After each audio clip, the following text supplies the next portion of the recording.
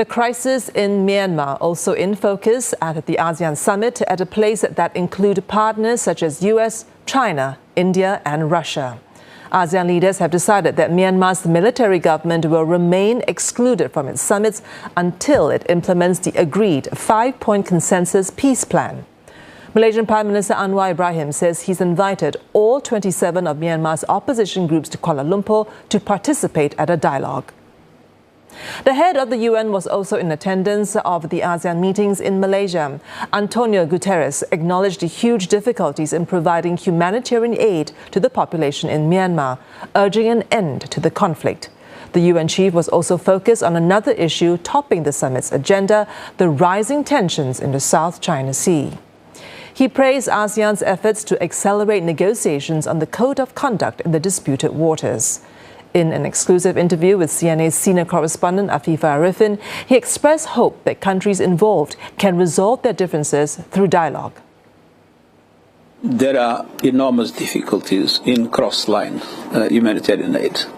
And so a large part of the population is totally without humanitarian aid in a very dramatic situation.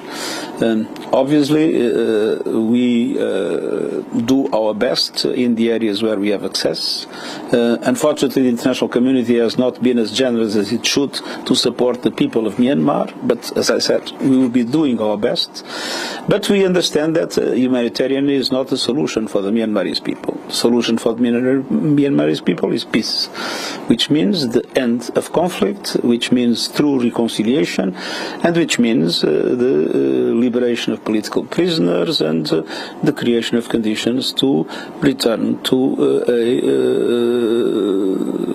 democratic form of government. Talking about that, the Myanmar junta has set December 28th as the date for the nation's first election since 2020, the first since the coup in 2021.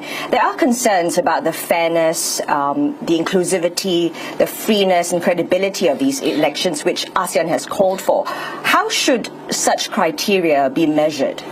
Is there anyone that believes that there will be free and fair elections in Myanmar? It is quite obvious that in the present situation of conflict and taking into account the records of human rights of the military junta, it is obvious that the conditions for free and fair elections are not there. And elections might be part of the problem instead of being part of the solution. Is there any way that ASEAN as a regional bloc, even the UN, can step in to ensure some form of compliance? ASEAN has a 5-point plan. We fully support that 5-point plan, and we believe that it is in following that 5-point plan that there is a way for a progressive solution of the Myanmarese problem.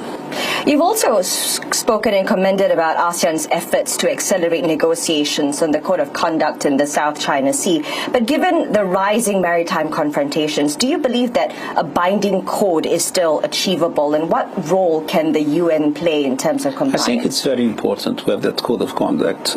We are very much in favor of avoiding any kind of incidents. We are very much in favor of free navigation. We are very much in favor of the observation of the norms defined by the Convention of the Law of the Sea, the UN Convention of the Law of the Sea. And we hope that dialogue will help overcome the present difficulty.